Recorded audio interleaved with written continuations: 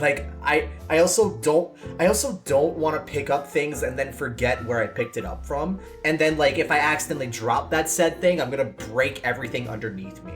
Like it's just it's a bad habit of mine, and like it kind of prevents me from like learning so many like tech related things, and like it's something that I probably need to fix sometime soon, and like I need to be a little more proactive, but like I feel like it's kind of a natural human thing, you know. You'd say that, but I'm not that kind of human. I'm just stupid.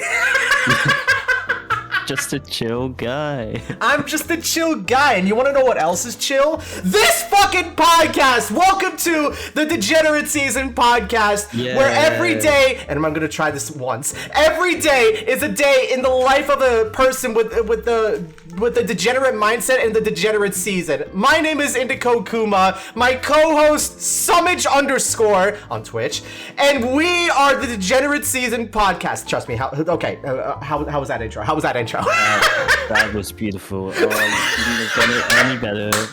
We're in another day, another season. And speaking of another season, yeah, only real ones would know Core 2.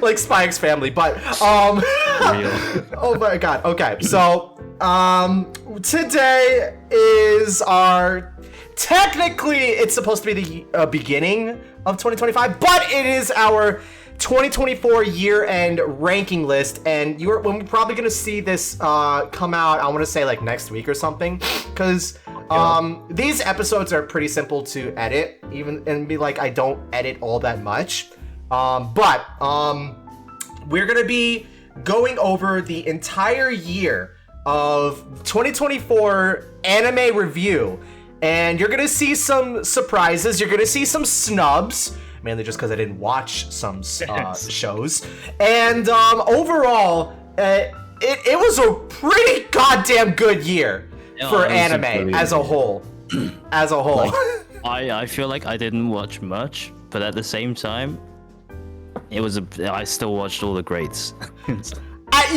Okay, so there were some greats, quote unquote greats, that I didn't watch, and you're going to understand, like, which ones I have, which ones I haven't watched, and my ranking as a whole, and you're gonna be like, what the actual fuck is this guy on? Is he on cocaine or something? And like we're just gonna be going over everything that we have, and like my top 10 list is like the same exact top 10 list that, okay, so like yesterday I was fucking pissed because I was doing well in terms of recording the top 10 script for my anime channel, right? Oh yeah. Yes. And like I'm like in a groove. I had to warm up my voice and everything. And then like I'm feeling good. I'm literally on number 3, number 2, number 1, which you guys are gonna find out what that list is in a few moments or so. But like I finally reached the number 2 slot in my script, only for me to realize 25 minutes in this fucking recording that I was muted this whole time. Oh no. It was going so well. It was going so well! Dude, you don't want to know the half of it. Literally all my motivation for that day just fucking tanked, and I napped. No. Well, you at least you got it recorded, right? In the end. In the end. But that's okay, because this podcast is gonna replace that recording. I'm sure you can just like cut out your section. Surely. Just roll with it. Surely. Maybe we could turn all these into shorts. Oh, by the way, Sumage, oh my god. You want to start doing shorts again for us? I'd love to. I'd love to if I found the time. Surely. But anyways, how do you want to start this? Do you want to start with your list first? I feel like despite us kind of watching anime all year, I don't think we would have many similar choices for I agree with that. And you're gonna like feel like my list it's like my list is gonna be like so many different spots, probably other than number one. But like how I did things, like my ranking was anything that aired between January 1st to December 31st was my threshold. Literally, if there was a holdover, the content that aired in the first day of January counts. Like that point on counts. Sure. Yeah. Okay. So I'm gonna open up with a bit of a. Oh my god! Bit of an action. What's going on in the background? Are you on the run from the fucking MI6 or something? What's going on over there? Just, I don't know. Chat, protect him. Guys, it's so loud on my road. Okay. So, yeah, we're gonna. are you only gonna do 10 through 1, or do you have any like honorable mentions first? I've got one honorable mention, and it's a movie. Really? What is it? Don't know if you watched it. It was called Look Back. Oh, wait, that didn't make your top 10?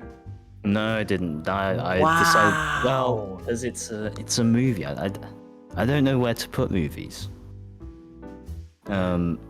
Right, and like, okay, just for context, before you start your list, Sumage was out here telling me all fucking day, like, or like asking questions first, like, should we include specials or movies in our list? And I was like, hey, whatever aired that year, like this year. And then he was like, bet, did you watch the One Piece fan letter? And I was like, no, not yet. And he was like, watch that shit before we record. Watch that shit before we record. Watch it! He was in my ear screaming at me all fucking day, and like overall, like, okay, I will say I watched it, and you're gonna see where I place that show. Maybe you watched it like 40 minutes ago, and it's placed in your top 10. That's how good it is. But, technically, let's talk about the show later. Okay, yeah, that's fine. But okay, you can start your list now. Ignore me. So starting off at number 10, we have Windbreaker. Did you watch Windbreaker? I did. Yeah. I think that's it. That's it. Number 10. Oh come on, you can make a bit of an explanation for it. We gotta pad out the runtime as well. So I really like the choreography of Windbreaker. Right. It's got a lovable cast of like lovable goofballs, you know. It's I mean, in my honest opinion, Windbreaker wasn't exactly like the strongest start. And over the course of the season, I want to say that like having half the season in one environment really knocks it down, because the pacing is just utter trash. Right. And I mean, all things considered, it's still a good premise, but sometimes it could be a little overbearing, just how tsundere the main character is. Like, I have to get that out. Tsunderes? No. Tsunderes are my fucking go-to, and then after that is dere. But my god, I guess I'm just not used to male tsunderes as overbearing as that. But I mean, that's just me. I like the big fights towards the end of the season. I mean, you say the pacing was slow, but you kind of did need it was like 6 matchups, so you kind of did need an episode per matchup, really. You really could have condensed it into 2 matches per episode, and then the pacing would have been so much better.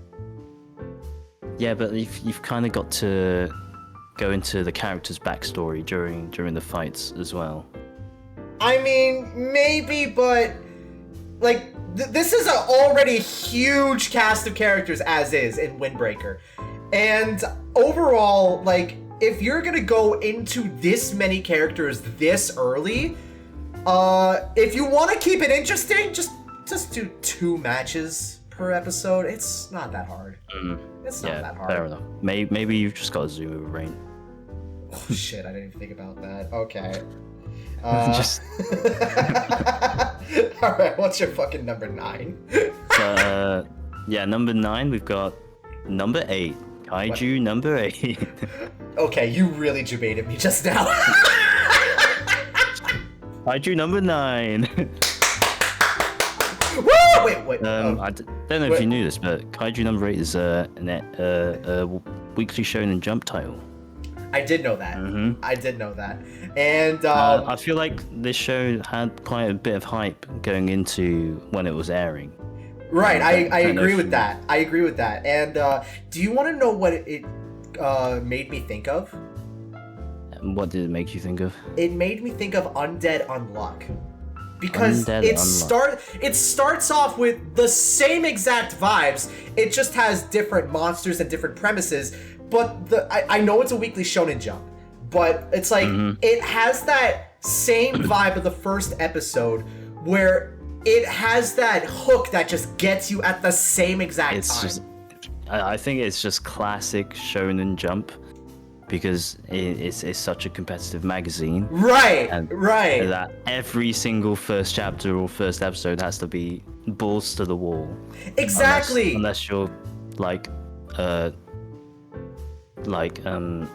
catering towards a certain niche, you know? Exactly. I was thinking the same thing, right? And I was also thinking, like, dude, Kaiju number 8, first of all, I love that the protagonist is a 30-year-old. Like, oh my god, so relatable. Am I right, guys? Even if I'm only 22 years old, I just love older protagonists. It's become a thing that's like resonated well with me as I've grown out of my teenager years. But it's definitely a nice break from all the 15-year-old Giga Chads with like 12 wives. Rentaro comes in from 100 Girlfriends. Oh my god. Indeed. Oh my god, what an amazing first episode of that season. Honestly, okay, so there's a compilation movie coming out for Kaiju number 8. Yeah. I don't know when it's airing, but I think it's supposed to be this season. And there's also like a day off kind of episode where it's I read the synopsis for it. It's basically supposed to revolve around some of the employees following like the main the vice captain, because he's like so mysterious and he has that aura around him, and he always like uses blades to kill monsters and stuff, you know. Yeah. So I mean, I might as well tune into that just because it seems like a funny little tidbit of like peacefulness in that universe. Slice of life. Yeah. in a world full of monsters. It's got quite an interesting power system as well. I agree. You just wear clothes. It's like a kill or kill. You just wear clothes, get powers. Imagine if they showed skin. You might be onto something there. You might be onto something, dude. Oh my god. Moving on to number 8. It's the first 8 episodes of ReZero season 3. Really? Yeah. So. I was a bit let down with the delay in production, but honestly, no, that was intended though. Was it? Yeah, like it's not it wasn't separated on purpose for the sake of like I think that was planned like from the beginning, if I wasn't mistaken. It might be. Or if you mean like it's like 8 episodes though. Yeah, it might be like the time skip. Plus, ReZero's appearing again next month in February, so it's not that long. Yeah, I know, but it's But I mean, I enjoyed the first half so far. It's been you've got the classic suffering, got the amazing supporting cast. What'd you think of the 90-minute first episode? That was kind of cinema. Okay? Absolutely no. I will say. What happened in that first episode? Well, you could say that was like a slice of life bit. First and foremost, because it actually gave us like a bit of a reprieve from all the violence and the suffering, even though it has been like 3-4 years since the last season aired. We needed like another bit of reprieve in universe more than anything. Bit of slice of life. Exactly. And then Subaru, being Subaru, gets into some shenanigans, and then he's like calling back Echidna or whatever her name is, and then yada yada yada, and then more shenanigans with the archbishops, I guess, appears, and then it's just all balls to the wall from there. Oh, it is a good arc. I really like that we're seeing a lot of the big enemies. We've finally seen all of them now, all of the archbishops. It's like, one thing that really gets to me sometimes, though, is just how much the Archbishop of, I think it was Wrath, the bandaged woman. What's it called? I just hated how often she said, "Oh my god, I'm sorry, oh my god, I'm so sorry." She's just British. Like she's standing on top of a clock tower for like a good half hour, and the only thing she said is, "I'm sorry, please pay attention to me. I'm sorry, I'm so sorry." Like she's begging for forgiveness for literally nothing. And like, oh god, it really turned me off. I hate that shit so much. Anyways, I reckon, I feel like she got a bit too much screen time, but oh, without a doubt. I mean, I'm not the author, and I wouldn't have any clue on how I would change her mannerisms or anything, but if it means that I can hear less of that and her personality quirks, and change them to be a bit more appealing to the average viewer, then it could be a lot more enjoyable. It was not for me. I feel like it's kind of in character as an archbishop. You kind of need the character that you hate. No, and the story does a good job of making me hate this villain specifically. But in light of that, you could have made her the same exact way without making her say, "I'm sorry! I'm literally so sorry! Can you hear how sorry I am? How many times do I have to say I'm sorry? Because I'm sorry!" At that point, and then you get double and triple because Subaru's gone back in time. I know. Oh my god, don't remind me. Oh, good times. Good times all around. But I'm sorry, Sumage! Don't you understand? I'm fucking sorry! I forgive you. I would have just carried on with my day after like the third I'm sorry. I'm sorry. Anyway, number 7. This might be a bit low, but I've put Dandadan here. Are you kidding me? Okay, Dandadan is my number 7 choice. I'm actually really shocked at that, because I shit you not, every other top 10 list I've watched so far has not had Dandadan below number 2. Almost everyone is at number 1, and you're gonna see where I place Dandadan for me. But every single person that has watched Dandadan and made a tier list out of it, or like a top 10 list, has always put it at either number 2 or number 1. Why do you have it at number 7? I just feel like I wanted to highlight 6 other anime, which might not be in particular better, but I perhaps enjoyed a bit more than Dandadan. Not to say that it wasn't unenjoyable. Right? Was it because of the cliffhanger? Yeah. I mean, I think come core 2 or season 2 or whatever it's gonna be. Come on. Come on. What do you mean? We've just met the core 4 characters. And I already feel like I know so much about them already. Come on, like Sumage. With the Haunted House arc, we're gonna see a bit more, and it might break top 5 next year. Can I just say I feel sorry for Momo? Like, every single time Momo. that like the main cast has been attacked, there's always been something with Momo where it involves like either stripping her or getting attacked by creepy old men. And like I feel like that's all that's happened to her. Like people are just after her for her body or for whatever reason. And then like it creates good villains to hate, I guess. I could definitely see that being like a turn off for some people as well. Especially with the connotations. Oh, absolutely. But aside from that, yeah. Brilliant show. I mean, you've got episode 7. Holy mo! Episode 7 actually broke me.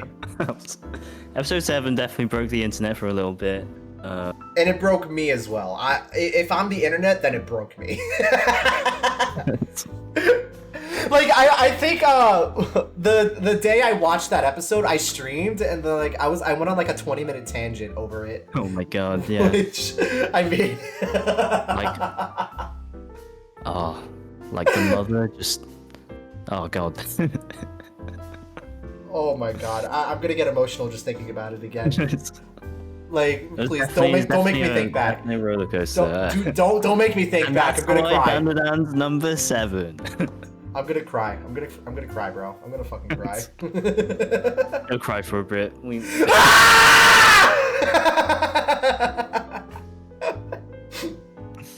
All right, what's your number 6? Number 6, we've got a. Believe it. Number 6, we've got a show called From Me to You, or Kimi ni Todoke. Really? I forgot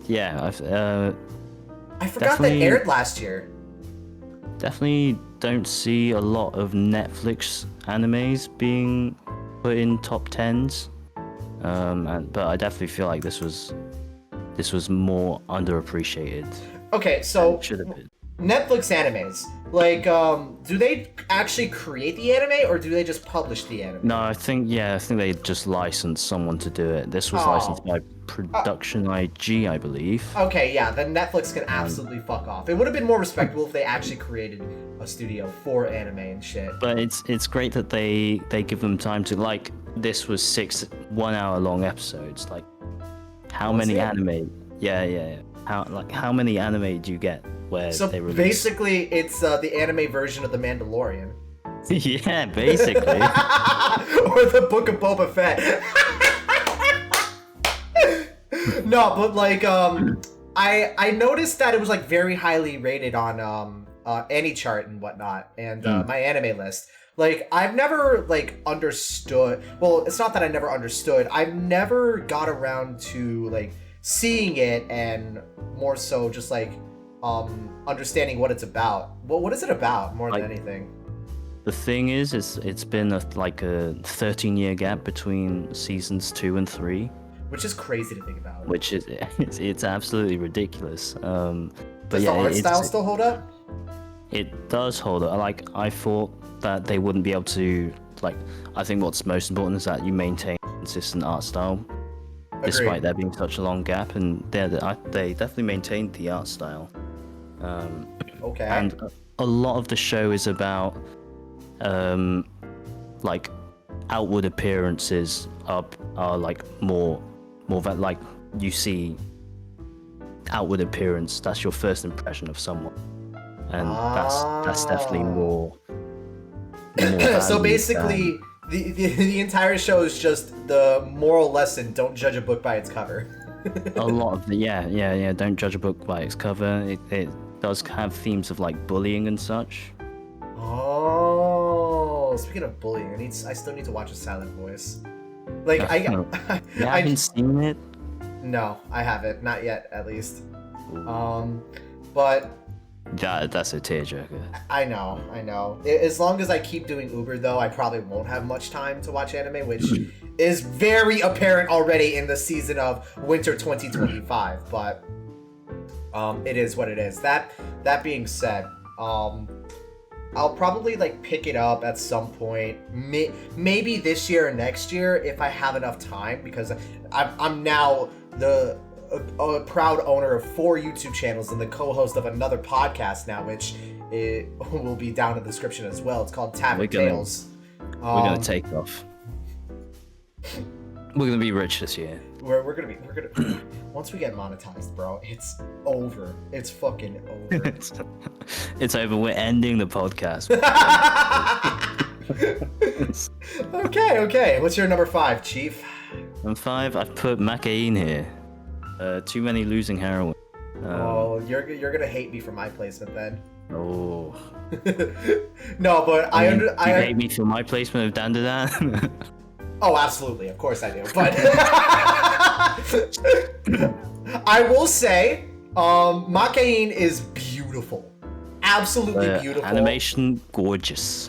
Animation gorgeous. And like all the characters are just like they are so likable. They are so fucking likable. It's great because like even though the main character's also quite likable, he's more of an observer. So we kind of see more of the girls through his eyes. Agreed.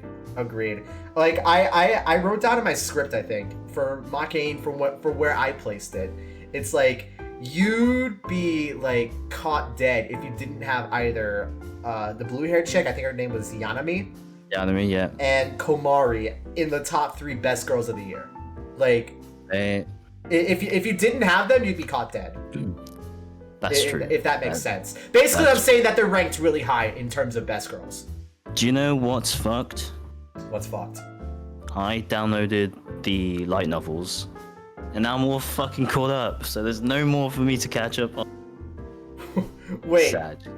I thought Macaine was just a 1 season like thing, and it's not gonna go past 1 season. Is it? No, there's definitely enough. There's definitely enough content for them to do season 2, and due to its popularity, I'm sure we're gonna get more. Are you? Wait, there's gonna be a 2nd season, most likely. Yeah. Oh my god, am I gonna have to put this show again on my list? Oh my god. You're gonna have to talk about it. You're gonna have to talk about best girls again. Wait, we get more? We get more. We get more girls? We get more girls. Chat, we're all gonna be losers by the end of this decade. We're all gonna confess our love and be losing heroin. I can't wait for that eventuality. The goats of confessing. Yeah, we get more. Yeah, we've already had 3 rejections so far in 1 season, which is more than I've ever would have dreamed of. But it's gonna be a hard world when we get to that point. Don't reject me, my Kokoro. Alright, let's move on. I'm ready. Numero 4. We've got. I put Hibike Euphonium. I don't know if you've seen the series. I still have not seen the series yet. You still haven't seen the series. Oh. Don't bully me, okay? Please. No, I won't bully you. Yeah, I was finally able to watch something 9 years ago. I know. 9 years. I get it. The thing is, you told me to watch Fan Letter because it's only 1 episode worth 20 minutes long, and that was actually easy. This is the AOT of music anime. Okay, let's. That's a bit of a hot take. I won't lie. Bochi the Rock still. Almost 10 years. Almost 10 years. Okay, I get it. And it's completely done now, right? What's great, yeah, the show actually concluded with season 3. We don't get a part 2. We don't get a final season part 4. Okay. So why do you like this season so much then? It's just like a culmination of everything building up, you know. She's a 3rd year now.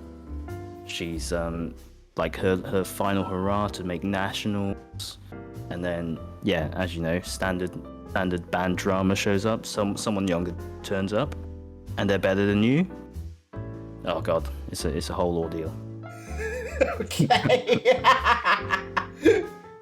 Oh my god, me with Girls Band Cry, but oh my god, yeah, but I promise at some point, either this year or next year, I'll get on Hibike Euphonium and I'll probably make a video about it more than anything. 3 amazing seasons, and you've got a movie for side characters. Like, how often do you get a movie for side characters? Like a standalone 90-minute movie. Wait, if we're talking side characters, doesn't Monogatari off-season count as that? I don't know. You never watched it. What happened in Monogatari side season? I don't think the guy was... From what I heard, I don't think the guy was in the show. I'm probably wrong about that, but I've never watched it. But... Okay. I don't know. It was like a similarity thing. Shut up. Don't believe me. I won't believe you. Yeah, definitely watch it. It's, if you like music and you like drama, it's got drama and music. I'm down. I do like music a lot. I do make music from time to time as well. Oh, well. So soon to be music channel coming soon in your local area. Question mark. One in chat if I should make a music channel right now. Right now, mid-podcast episode, let me talk about Dangers in My Heart. For number 4? Number 3. Oh wait, we're on number 3 now. Dangers in My Heart, Season 2. Damn, our lists really are different. Oh my god. Have you seen this one? No. I assume not, because it was a Season 2. Like honestly, Season 1 started off like... You've got this edgy character who wants to kill this girl. Dog, that is such an like in today's era, no less. That's such an insane premise to hook people on, and yet it works for so many people. I don't like that's meant to be the main hook, and like initially I really, and also the end was quite, but. Yeah, while season 1 started off quite weak, it does get pretty strong. Right. And season 2 was definitely carried on off that strong point. So does he still like have these like murderous impulses from time to time? Like no. It's just that first episode then. And that's character development right there. I'm proud of my boy, whatever his name is. Like, What's crazy is that, like, I wasn't a weekly watcher of this. I binged it all go. But, like, during like, releases of episodes, this was, like, top 1 to 3 every single week on Reddit. Yeah, that is a good point. I think it was, like... What was it passed by? What season did it air, right? Like, did it air spring or summer? I want to say spring. So it was probably... I'd have to check that. It was probably only toppled by, I want to say, what, Dungeon Meshi and like Kaiju number 8 or something? Possibly, yeah. It might have even toppled both of those. Yeah, it might have. As well. It might have. But yeah, certainly as a romance, definitely one of the best to drop. Like, if we say new gen anime, new gen. New gen, yeah, got it. As a new gen romance, it's pretty fucking good, and it's only 2 seasons. I don't think there's any more to come. So like, wait, so it's done? It's done. It finished. It didn't overstay its welcome. Really? I never knew that. I thought there would have been like more content for a 3rd season, at least because people love it so much. I guess. Spoilers. Now, do you mind spoilers? Oh, I kind of want to watch this one though. Okay. So hold off on the spoilers for now. It's gonna be fine. Yeah. It's gonna be fine. You gotta watch it. Okay, I will. I promise. I will. Number 2. Okay.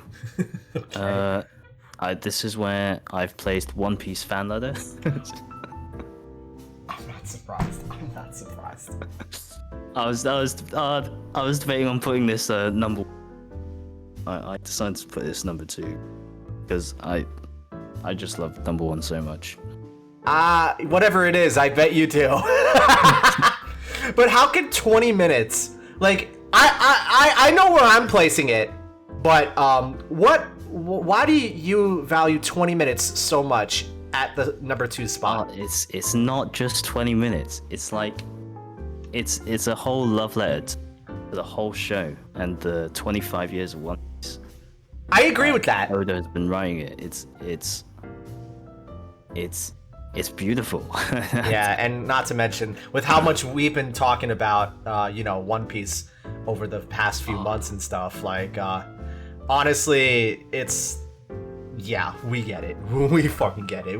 We understand. And the animation is just beautiful. And somehow Megumi Ishitani just proves that she can do it over and over again. Wait, who? She directed episode 10-15. 10-15. Which one was 10-15? The Zoro episode as well. Is it called up to?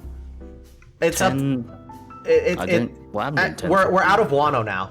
We're on Egghead. Okay, yeah. She also directed 1073, I think.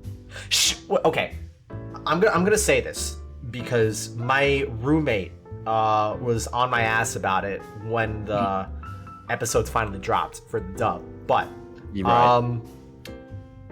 It's not 1073. It's not 1072. That was the main kicker for me. It was 1071 when Gear 5 started in the first place.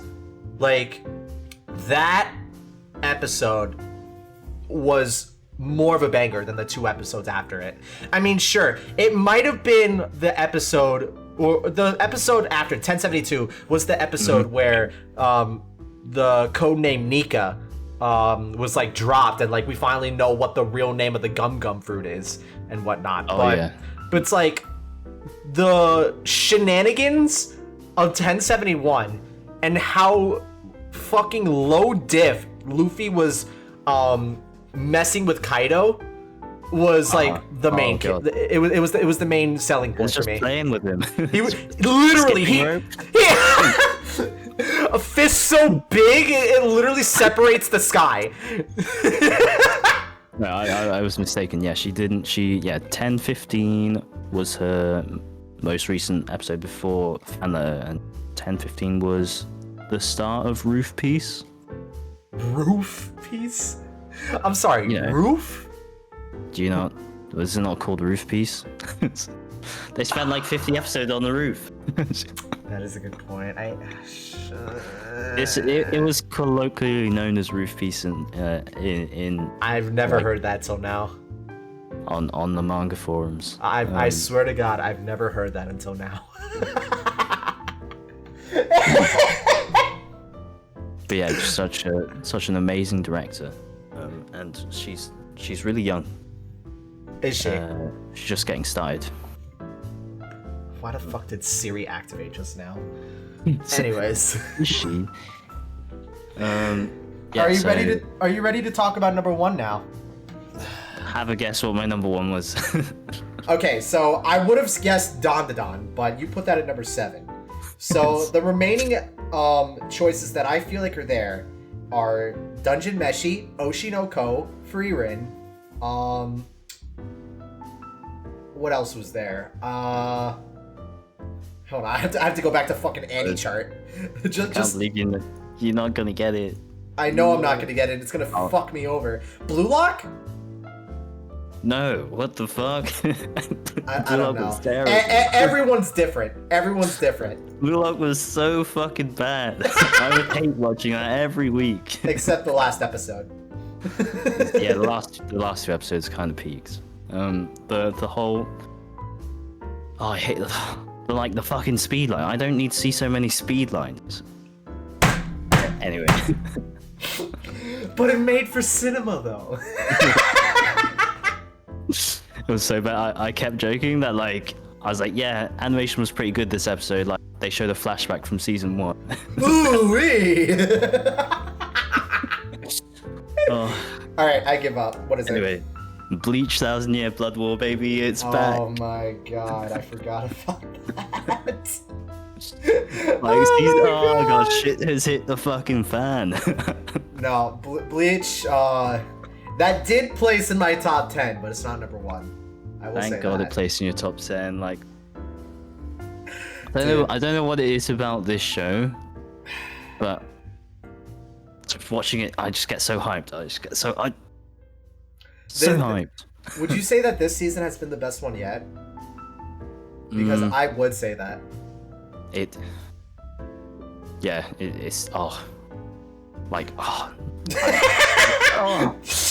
it's building up to next season. Like this season's the best one yet. Next season, next season's gonna be number 1 as well. Meaning Okay. that First The of all, only year- it's got to get past solo leveling, which is airing right now. Let's be real with ourselves, okay? Don't Right, just hold right. it in for now, because solo leveling is taking the rule of cool at the moment.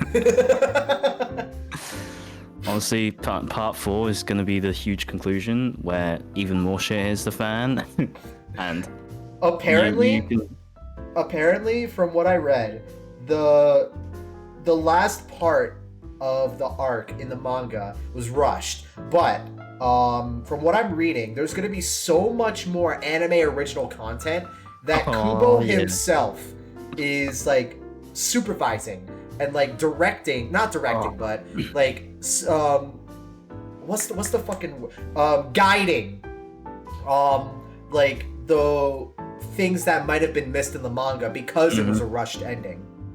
So if we stretch that out over like the next like 14, 15 episodes or so, we're gonna be in for a peak season and probably top 10 or top 15 at least anime of all time. Yeah, you can fucking bet Bleach is gonna be my number 1 next year. Like I said, let's not blow our load this early. It's only been locked in. 15 days into the new year. I've not, there's been nothing. I'm locked in.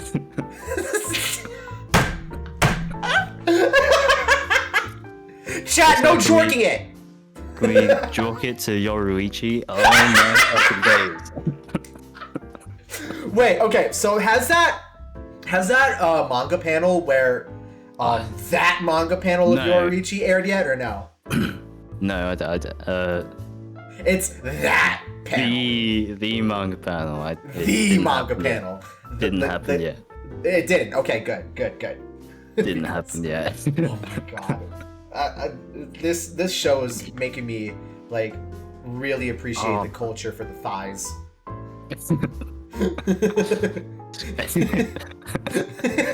The thighs, dog. I can't get over the fucking thighs. It's gonna be legendary. Oh, it's gonna enter the Thibault Hall of. As if it wasn't already, with the original 366 episodes. But good list. Majorly different from mine. I will say that. I can't wait to hear yours. Oh god. Okay, so No. what separates the honorable mentions between me and you is that you have 1, I have 7. And I might as well go in order because I'm just gonna follow along with my list real quick. Break the But- mouse. Oh well, it's on my Mac computer. Like I literally do Okay. all my scripts on my Mac, so I mean, why the fuck not? But we're going through 17 to 1, and starting off at number 17, we have Alia sometimes hides her feelings in Russian. Good So choice, good basically, in a season where, oh, hang on, I got a burp. Oh, there we go. Okay, so give me 1 second. I'm just gonna. Okay, hang on. Oh, I'm sorry. Alia sometimes hides her feelings in Russian. Giga Chat MC. Let's get that out of the way. What's his name? Masachika? I'm saying that's so wrong, but Definitely need to do some Like- reading on. like the main duo of him and Alia are honestly very, very likable because there's so many sides to those two that like just steal the show, because it's like it just feels so earned, especially in the later half of the season, by far. Because like we're already going into the show with those two as kind of an established duo, but not like, romantically established. It's just like established right now as friends. But you can see the turning points in which like things start to elevate and progress, and then this and that. And the real star of the show, though, I mean, let's not call a spade Oh my God. here. Hell It's the goddamn sister Yuki, W because sister. W sister, because as a wise woman once said, incest is wincest, and It's better when it's blood related. I can't remember if that was an actual quote that she said, but officer. I'd like to report an incident here. Hey, hold up now. But yeah, I just want to keep like these honorable mentions short. Number 16 goes to Shangri-La Frontier Season 2. Oh, I didn't watch that yet. As of right now, that is. But Shangri-La Frontier, I think it might be better than the first season. And I'm not even gonna hold you. Like, season 1 was great, so I mean... I'm not even gonna hold you. Like, if I'd watched it, Windbreaker would be off this list. And that actually says a lot, because the 15 shows that are over this show it's kind of crazy, because the quality so far, especially for the latest fight, oh my god, it's actually insane. The animation actually made my jaw drop, even though, like, okay, Shangri-La Frontier doesn't even have a plot. It's just a guy having fun in a game, and it's just progressing through the game. He is literally a chill guy, leveling how any other teenager would in, like, any other video game, like Marvel Rivals, for example, or something. And then sometimes he finds this unique secret, but it makes sense because he's the main character. Exactly. But it also just feels like, because he's just a chill guy and a unique, like a unique scenario like that coming up out of nowhere also ironically feels unique within itself, because he's also just a random guy. He doesn't have any friends. He doesn't, like, go out, what's it called? He doesn't go outside. He barely talks to his family. He's just like me! For real! Can we also respect the fact that he plays shitty games? Exactly! Like, you would not fucking catch me out here playing Concord, out of all things. Oh my god. But this guy, this dude, Sunraku, like, he'll fucking beat every achievement and unlock every character through way of actually leveling through it when no one else will even play the game outright. That's worthy of respect, dog. So that's gonna be my number 16. Number 15. You're going to think that this is such a crazy exclusion off your list, but I actually have Jellyfish Can't Swim in the Night. Ooh, Jellyfish. Yes, Jellyfish. Let me explain. The first 9 episodes were a straight up 10 out of 10. And then episode 10 through 12 happened. Which I'm completely fine with, but the first 9 episodes, which is 75% of the show, I should add, were a fucking masterclass of direction and character writing. Oh my god, I was so caught up in the drama. I was so caught up in the problems and the stakes and just everything that the fucking main cast. It was like if A Place Further Than the Universe was actually dark and depressing. But The Place Further Than the Universe is dark and depressing. Oh, well, actually dark and depressing. It's okay. That being said, you can tell I haven't watched it, but I just remember what you were saying about it. That being said, episodes 10 through 12 were kind of but that's okay, because it's an anime original. It has no source material. It doesn't have a manga. It doesn't have a light novel. It doesn't have a web novel. All it has is just, like, the funding of the anime studio and, like, talented ass directors and writers and animators and just everything under the sun. I fucking loved this show until episode 10. And then overall, it knocked the rating down to about like an 8 to an 8.5 or something. But overall, just wow. Fucking wow. Though, like, I even put that shit in my script. Like, dude, that shit's a 10 out of 10 until then. That being said, I dropped it.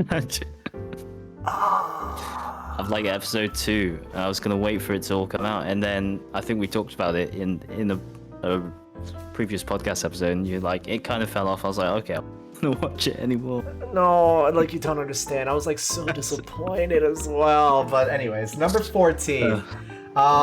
This is my only slice of life in the entire list. So, we have Grandpa and Grandma Turn Young Again. Yeah, okay. I love this show. Like, I do want to speed through along with this, but I just have to say, the ending also broke me, like episode 7 of Dawn to Dawn. Like, hug your elder parents, your elderly grandparents, like, just hug them, bro. Much love for the grandma and grandpa. Like, this is just a wholesome ball of fun. And even with the end, it's just like, damn. Anyways, number 13. Senpai isn't Oto Konoko. I've not seen this one.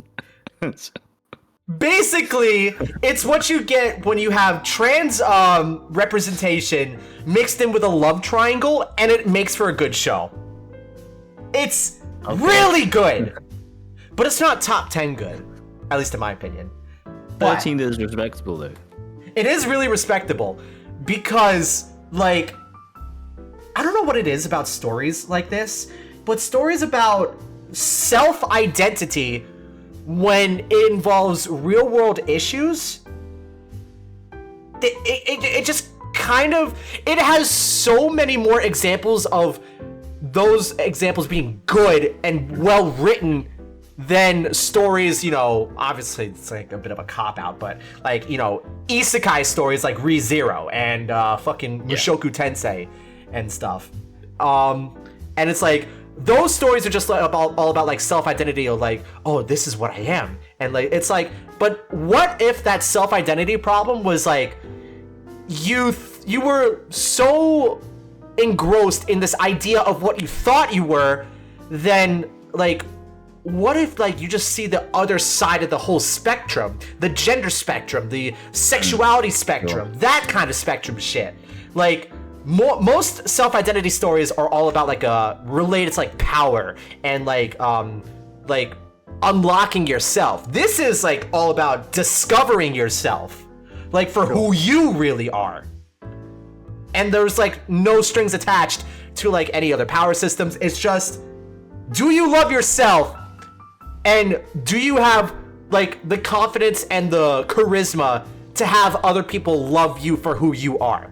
It just feels like that in that way. You know what I mean? Okay, that sounds quite interesting, I think. And okay, going on to 12th place. First 12 episodes, or was it 13, of Blue Box. So Blue Box?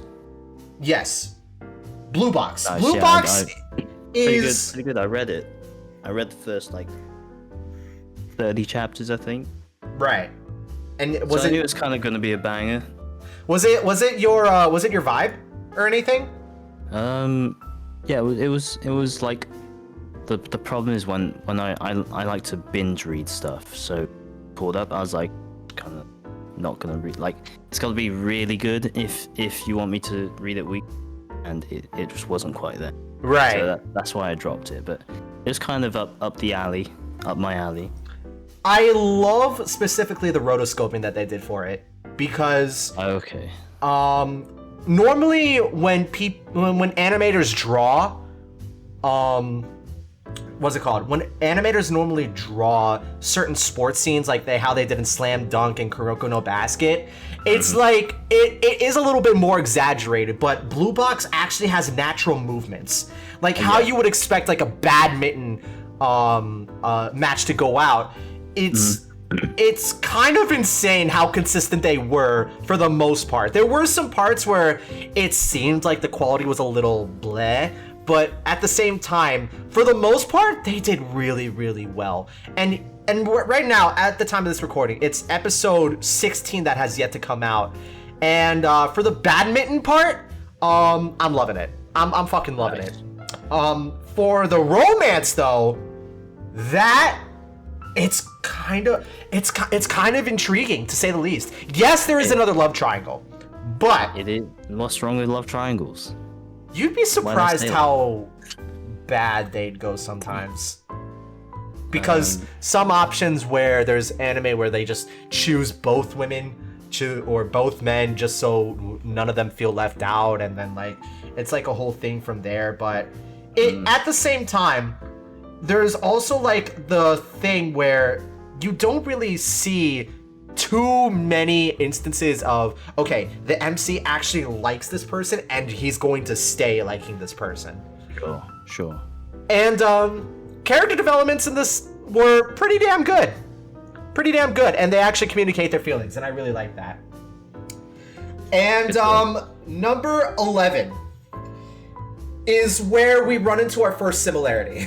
Okay. Because I have Makain. Okay. I will say though, I was expecting a different result than how the anime ended, where instead of like, you know, friendships, like the main character actually also gets his chance at some point. Right. But I guess I'm just too anime romance pilled. See, that's the thing. You've got at least another season. It's still being written, so. So maybe that changes. Maybe. Who knows how long it could drag? Question mark?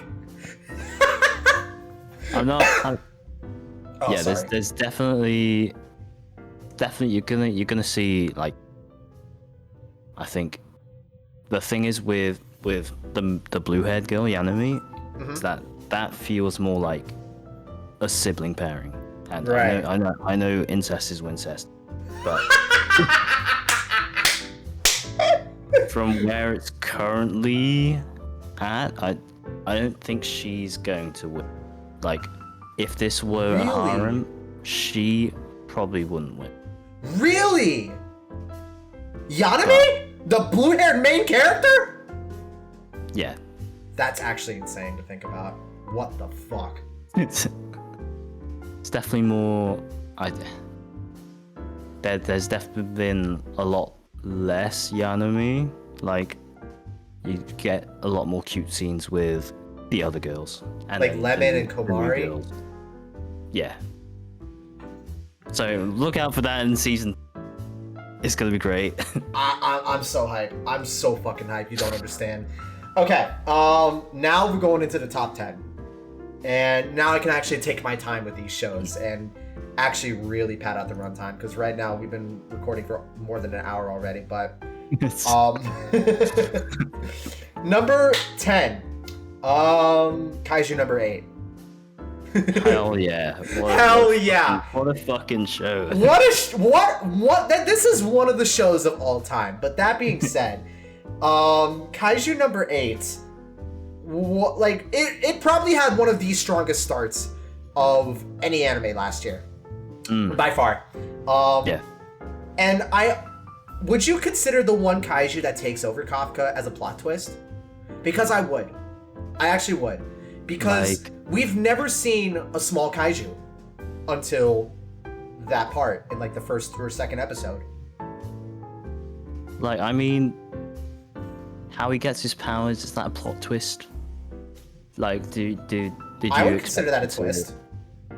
Did you expect him to slowly get stronger and then turn?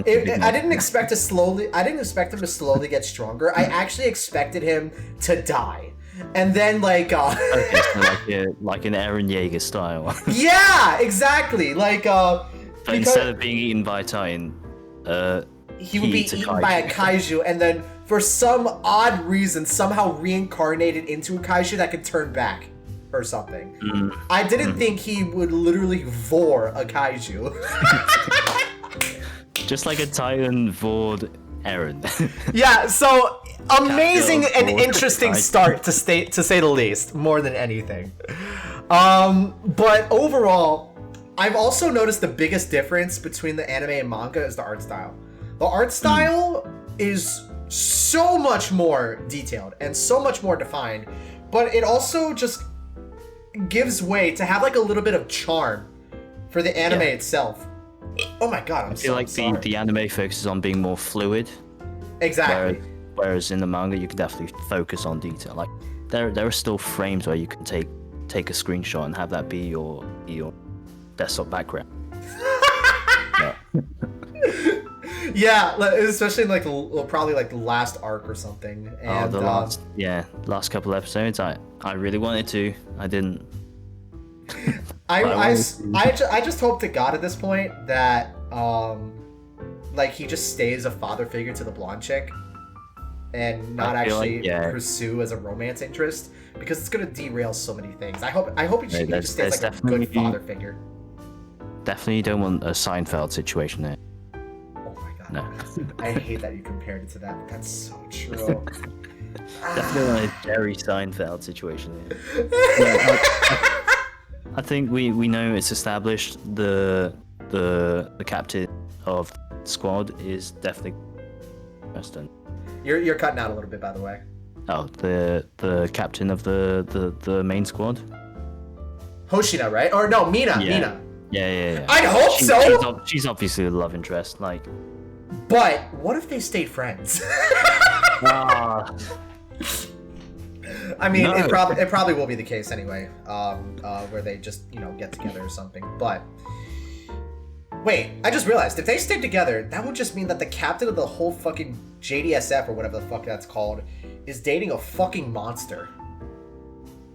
And to everybody else that's not a monster, that's gonna sound so bad. Yeah. She would get memed on endlessly if this was the real world. Yeah, but it's Kaiju number 8, like the only good one. Good point. All right, going on to number 9. I'm surprised you didn't have this show on your list, and that's Dungeon Meshi. Oh, I did watch Dungeon Meshi.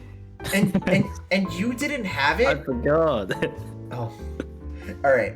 Would you replace Windbreaker for Dungeon Meshi? I think, like, despite only seeing like the first half, I probably would from where we got to. You only saw the first half? I haven't finished it yet. Let me cook. Oh my god, Sumage. No. I'm no! sorry. It's not been a great watching year for me. Sumage, no! God damn. You fucked I just like it's got the slow vibes, and then like where I'm at, it kind of got a bit serious. Okay. So, funny enough, that's exactly the reason why it's this low. Because it's not the slow vibes, it's the tonal whiplash into the slow vibes. Right. Because first episode, your fucking sister gets eaten by a goddamn dragon, and you just hold out hope that within the next month that she's being digested, as a matter of fact, that she's like still somehow alive. And then you go back into the dungeon with your minimized party, and then you just randomly take your time. Like, dog, is the objective lost on you, big dog? You eat a dungeon mushroom. Like, is there any kind of mushroom that picks up the fucking pace? Are you gonna get to this, like, dungeon floor anytime soon? Right. I completely get it that, like, you need to eat. And that was the reason why you lost to the dragon in the first place. But don't you think you could pick up the urgency a little bit? I would blame the dwarf. I do agree with that, yeah.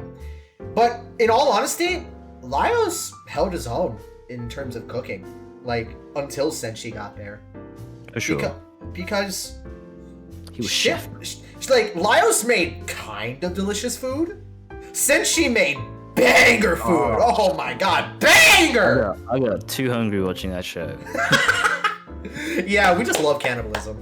We love that shit. Anyways. Oh god. Going on to number 8. And I'm starting to think that there's a couple shows from last season that might have a little bit of recency bias, but I have Ranma 1/2 of the remake. Ranma 1/2. I'm guessing you haven't seen that one? I've not. It's a Netflix one. I genuinely think okay. Inuyasha, from the time I was fucking born, I think it aired before I was born. Mm-hmm. Like, I was born in 2002. Sorry. I finally got around to watching Inuyasha like a couple years later when I was still like a kid. And I didn't understand it. until I finally understood it, like 10 years later or something. And I was like, it's good. Not the best, though. Okay. And then I saw Urusei Yatsura. And then I found out that the creator of Inuyasha is the creator of Urusei Yatsura. And I was like, huh, this is really good.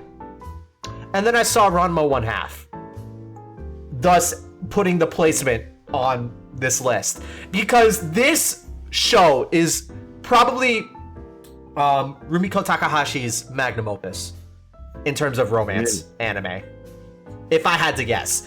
Because I fucking love this premise. Even if it's an 80s anime, I fucking love this premise in terms of, like, water just turns, Ranma into a girl, Right. which I thought they were two complete separate characters this whole time.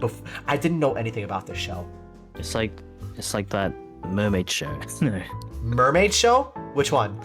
No, it's H2O. Just add water. The Australian mermaids. Oh my god, I can't. I'm gonna strangle you for that. Anyways, literally everybody has some level of likability to them. Everyone, but most of them are very likable.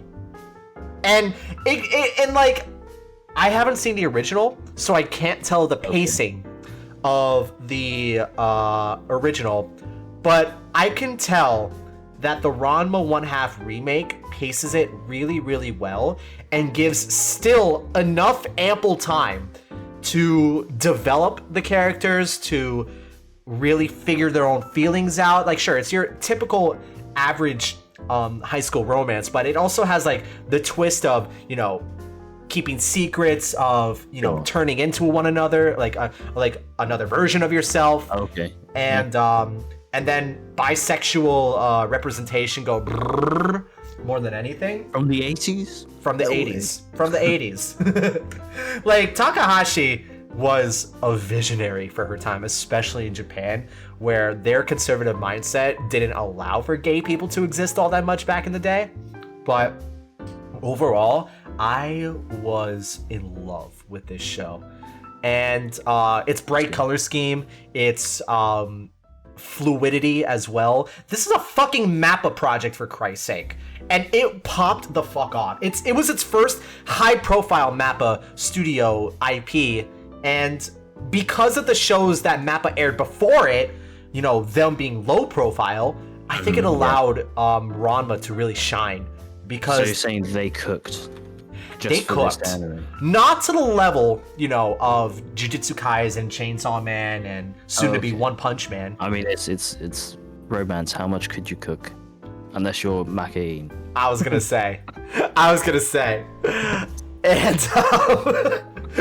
but for what they could do, what they condensed, what they cut, what they did elsewhere, they cooked. The only fucking thing that I'm still pissed about, why did they take away the goddamn nipples? I want my nipples! I want to see some goddamn nipples! You're all about the nipples, huh? And thighs, but that's just me. And abs, more than anything. Number 7. Another thing that I'm surprised that you didn't have on your list, Konosuba Season 3. Oh yeah, I didn't watch it. No! I didn't watch anything this year. Come on. Come on, Sumage. I know you get on my ass for not watching Hibike Euphonium. I'm getting on your ass for not watching this. My issue this year is I didn't watch enough because I'm side stream and quirky. You're side stream and quirky? Yeah, that's me. What does side streaming mean? Side stream means that you don't watch anything mainstream. Oh, come the fuck on. Okay, maybe in the anime community, Konosuba is kind of mainstream. But even then, it's like... Are you really gonna skip over a whole season of Konosuba? Honestly, I forgot it aired. Oh my god. I think I need to set you some homework. I'm really gonna set you some fucking homework at this point. But, I literally in my script, I only have 3 sentences, and it says, "It's Konosuba. Is there anything else that needs to be said?" And then I just move straight on to number 6, which is The Elusive Samurai. I watched episode like 1. That was alright. It was. You didn't watch Elusive Samurai. Every show that you watched was not one that I watched, and every show that I watched was not one that you watched. And Exactly. I can't get over my excitement. We covered the whole spectrum. I literally cannot get over my excitement right now. Mainly just due to the fact that literally The Elusive Samurai is gorgeous. Its plot was just outright... Ugh. Like, I can't put it into words just how amazing this plot is, but it's a historical adaptation from what happened in the 14th century feudal Japan. And there was like a whole civil war coming out. There was like a Kamakura massacre and stuff that, like, I guess spanned over the centuries. Not the massacre itself, but the historical significance of it. A whole century, just every single day. Exactly. There's more people, boom, they all died. They respawned, boom, they're dead. No, but honestly, there was 2 things about this show that made me cause it to be number 6. Mm-hmm. And that was the little use of the CGI that it had. That's number 1. That was basically janky as fuck. Thankfully, it was only for 1 episode. Okay, that's not too bad then. Yeah, but overall, I just realized I've been having my headphones backwards this whole time. I just fixed that shit. And like number 1 was the janky CGI in 1 episode. The other one was the guy that could see into the future. He was fucking creepy uncle. Creepy. Yes, the creepy uncle, as you would say.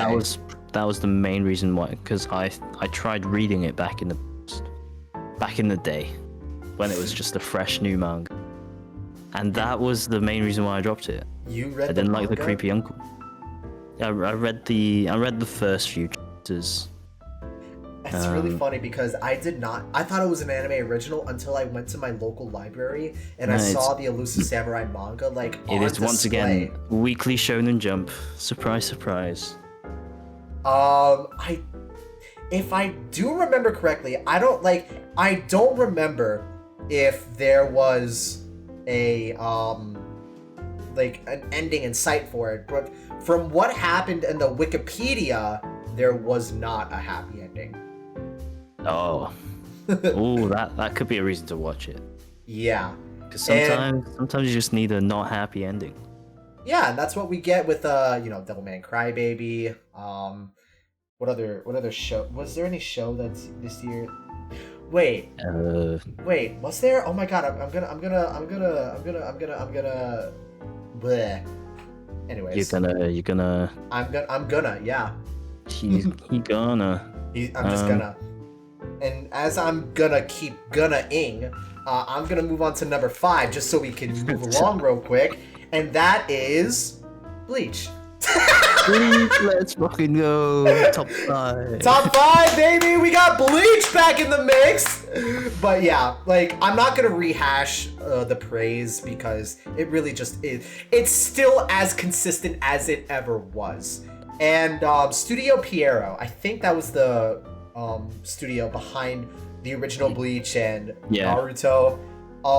Can we just take a moment to appreciate that they really put all their resources towards Bleach instead of Boruto?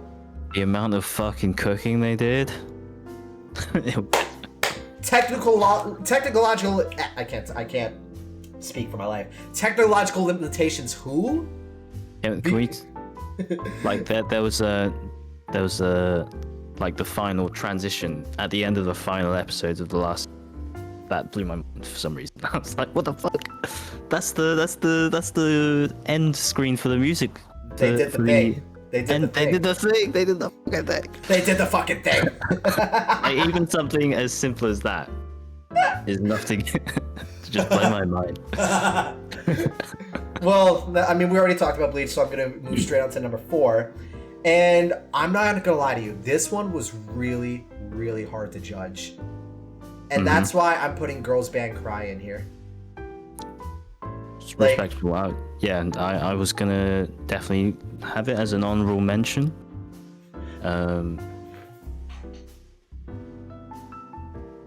It was.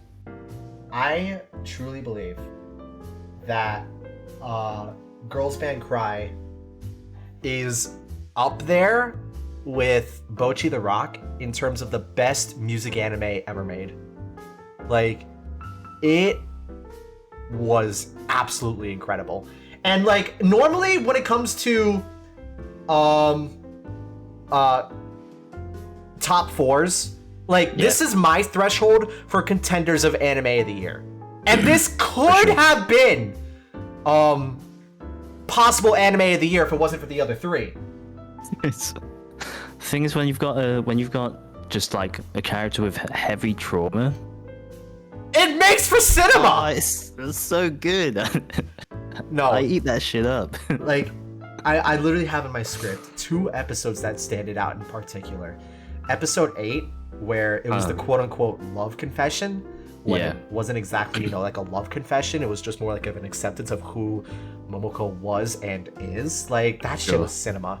Like, but I can imagine so many other people, if they wanted to interpret as such, as a love confession. Which, I get it. I used to be a bit of a shipper in my teenage years for the My Hero community, but the Yuri date is real. I've grown out of it. But yeah, but it was just a genuine. Okay, yeah. Yeah, that shit was as genuine as it can get. And I let myself do this, but I fed into the fucking fan theories as for what the fucking author's intentions were, and it was a fucking anime original. So. Who knows at that point? I mean, honestly, I'm gonna have to change my mind. I'm gonna knock off Windbreaker from my list. For the love of God, please do. That's so we can get Girls Band Cry on here. Honestly, the fucking I can't think. I'm getting distracted by so many other things. The Windbreaker should have never been a spot on your list. I'm gonna have to say it. I really do. It wasn't all that good. But oh my God, Girls Band Cry was amazing. Okay, if you did put Girls Band Cry on your list, where do you put it on your top 10? I think it would go below. Like, I think I preferred Hibike Euphonium over Girls Band Cry. So that's number 3. It was 4, so it could go below ReZero. So what place is that? Number 8? Number 9? Yeah, 8th, 9th, 10th. I respect it because this is a show that could have been on any spot. This is the only show on my list that has that label. Like, if it hits the notes right for you, then you could see it being. I could see it all the way being number 1. That might be the straight up longest shot of long shots, but it still has that possibility because it reached my top 4 threshold of contender of the year. But episode 10 of the show as well, and I will endlessly gush about this episode, probably more than episode 8, is when the fucking festival concert happens. Like, the multimedia techniques that this show uses, that was the moment that Girls Band Cry was above Jellyfish Can't Swim in the Night for me. See, that's the kind of thing that I didn't appreciate. What do you mean? I don't know what you're talking about. You just wanted to be a contrarian, just to be a contrarian. What happened in episode 10? Like, what do you mean multimedia? What do you mean? Because Girls Band Cry is a 3D anime. Yeah.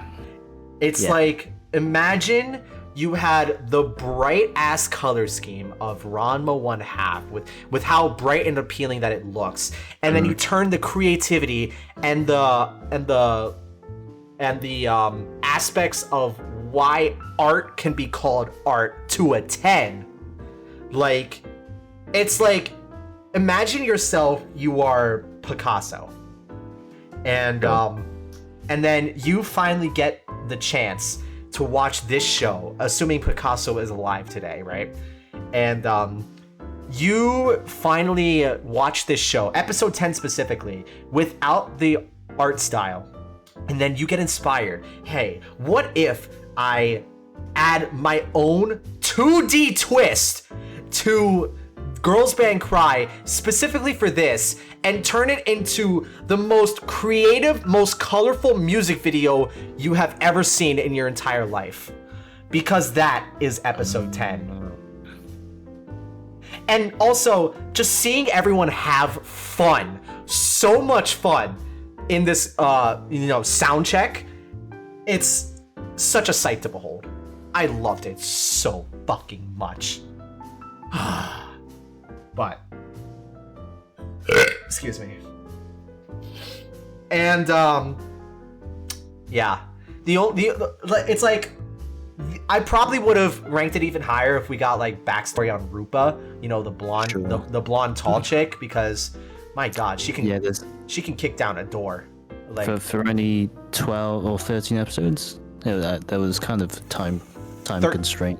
13, yeah. And even then, they got so much content in 13 episodes, and it was amazing. Number 3, another thing that I'm surprised you didn't have, Frieren. Frieren aired between 2023, fall 2023 and winter 2024, and concluded in April.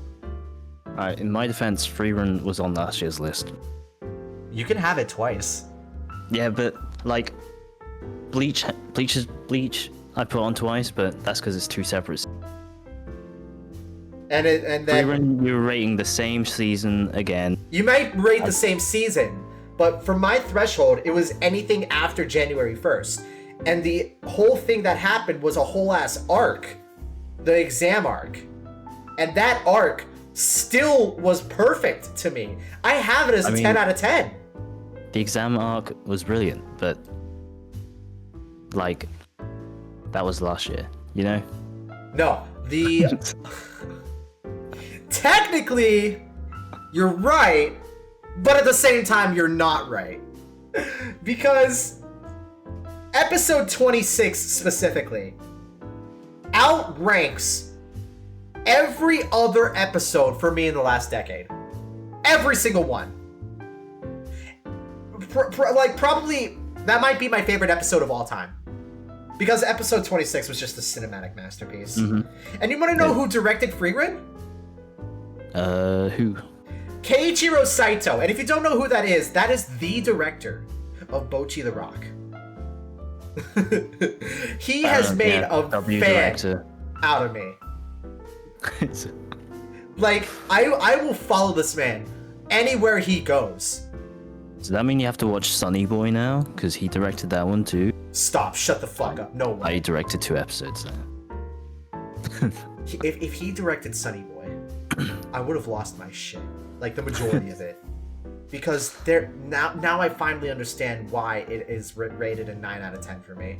Like, and the fact that he has 2 10 out of 10s in my book, when 10 out of 10s are very, very rare, it's like, that's already like a masterpiece. Like, you are already one of the GOATs in my eyes.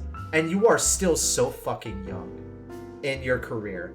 What is he, only like 30, 33, 35? Like, that is a baby in the anime industry. But, damn. Surprisingly, though, there was 2 more shows after this that beat out Frieren, surprisingly. But let's fucking go. Number 2 is the 2nd season of Oshinoko. Have you watched Oshinoko? I've not. Oh my God. I know, facepalm, I've not watched anything. Oh my God. Okay. Oshinoko. And considering how much you loved it the first season, though. I had Oshinoko, I think, as my anime of the year last year. it was kind of just a given. You know how Bleach is my constant number one. Yeah, and I thought Oshinoko would take the number 1 spot 2 years in a row, but no. No, it's number 2 this year. And it was an even better arc than the first season. The Tokyo Blade arc was It is just... kind of cinema, which means I need to watch it. Literally cinema. It is a goddamn stage play. Literally cinema. Actually, it's theater. Cinema! Theater counts as cinema! It is the theater. It's in the West End. Fuck you, dude. Oh my god. High key though. High key. This, even though episode 1 of the first season like dropped on us like a fucking atomic bomb. Wait, I shouldn't say that. Dropped on us like the Niagara Falls waterfall. Yeah. Like the entirety of the Tokyo Blade arc, probably in my opinion, if there was an 11 out of 10 arc, it would be that. But I have to keep it as a 10 out of 10. And that's already perfect as is. Like, I fucking love the also multimedia techniques that this show used, especially for one of the side characters. The side character got his own episode and redeemed himself the first part of the second season and the first season as a whole. You don't get that attention if this show isn't peak. Because this show is fucking peak. And then the other parts of the cast of characters that appeared in season 2, they made for hateable villains. Very hateable villains. Mm-hmm. And the plot twist at the end of season 2, I am so excited for season 3 now. I cannot wait for it to drop. And even though I understood that people hated the manga ending, I'm still hyped for it either way. Is it in range of ending? I think there's 2 more seasons worth. Okay. Because the Oshinoko manga already ended. Yeah, that was big news. That was big news. And I think by the time season 2 ended, I think we're on like chapter 80, 85 or so. And it's literally halfway done. Yeah, so 2 more seasons. And Yeah. a movie maybe. Well, Ooh. episode 1 was a movie within itself. Yeah, that's true. I don't think they're gonna go the way of Demon Slayer. So No, I mean, a best way to make money. yeah, exactly. And speaking of Demon Slayer, I forgot that I watched that this year, but it still never even made my honorable mentions list, even though it was really good. I forgot that aired. You know what? Windbreaker, fuck that show. You have so many spots you could get rid of Windbreaker for. Oh my gosh. Okay, but now that I'm going on to number 1, let me just say this real quick. Chat! I'm currently recording an episode for my podcast, the Degenerate Season podcast. So if this is your first episode, I normally don't talk to chat. Anytime after that, I can talk to you guys as much as you want. It's free reign from that. It's free reign. It's free reign. It's free reign. What? So, just a fair warning. But, if you want to stick around, you're more than welcome to. Alright, back to the episode. Number 1. Can we get a drum roll?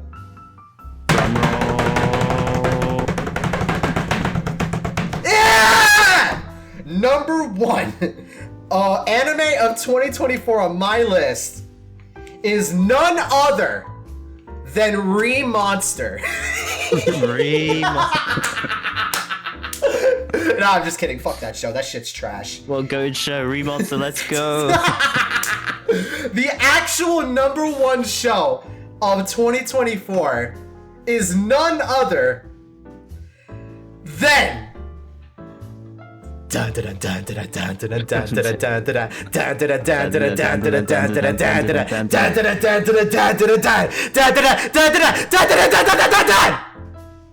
Yeah, it's Don to Don. Anyways, this show literally had everything. And normally when I have a show, when I say that, I'm also thinking of Dungeon Meshi, which was on my number 9 spot. But what Dungeon Meshi not necessarily failed, but didn't do as well as Dandadan. And I'm not even gonna shit you. It's everything. Literally everything. Everything in Dungeon Meshi is good to very good to excellent. Everything in Dandadan is perfect. Like, for example, there's romance, there's mystery, there's action, there is like thriller, there's horror even. Like, when I say that this show has everything, it is literally the cornucopia of everything, every genre mixed into one show. And the fact that Science Saru, the studio for it, managed to capture everything that the manga's wackiness and the shenanigans that it displayed so perfectly. It's so goofy. Oh my god, Science Saru needs to have more high-profile IPs. Like, I wish that they took over Chainsaw Man give from them Mappa. 25 years, and they'll have a huge backlog of shit. Oh my god, you don't even want to know the half of it. Honestly, this show really was peak cinema in the metaphorical sense, not the literal sense. That's Oshinoko's title, but but the way it displays its romance, it actually has two teenagers that go through teenager things, and then they do things in the most teenager ways. It's cute. It's adorable. It can be very cute. And the way that it goes through its action, like, especially in like the first 4 episodes or so, Turbo Granny, like, Turbo Baba.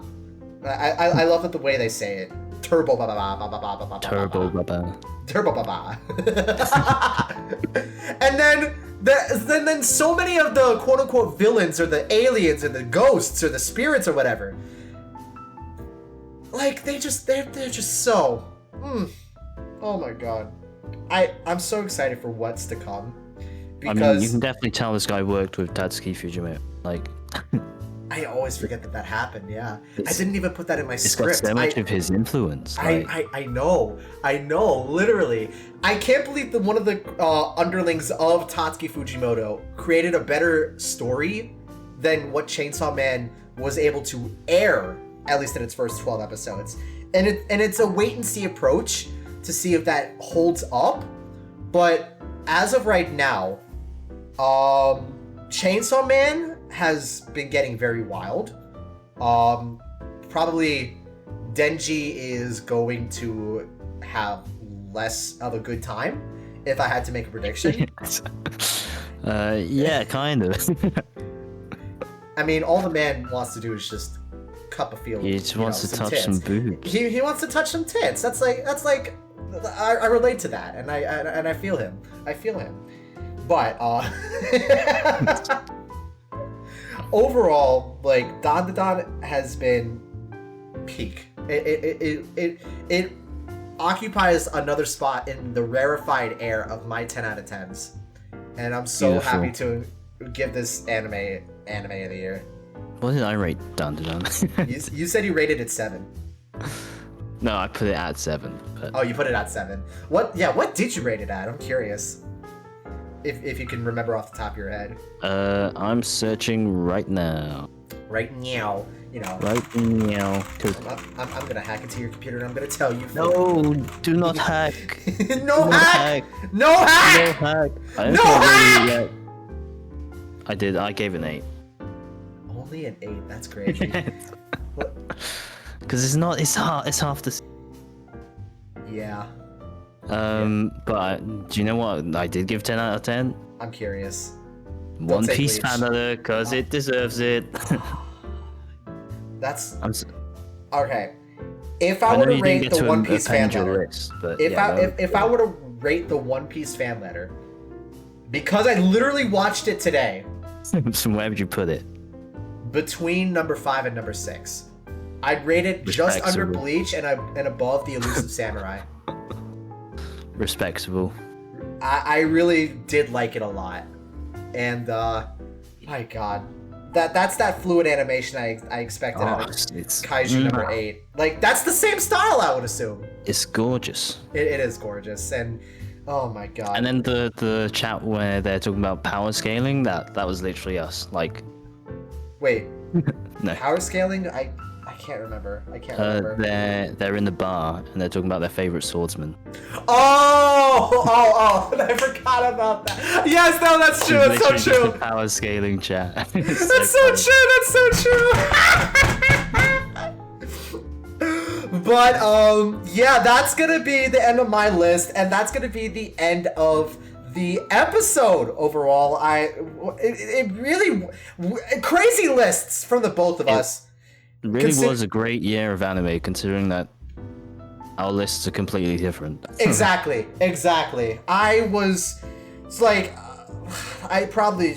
Okay, so a couple things that I didn't watch were Look Back. I didn't watch Mushoku Tensei, and I didn't even put ReZero. Wait. I know. Wait, Mushoku Tensei is not on my list, which You probably need to fix that. I probably need to fix that, so Windbreaker can go die. Dog, there's so many spots that you're already replacing it for, and then you just tell it to go die.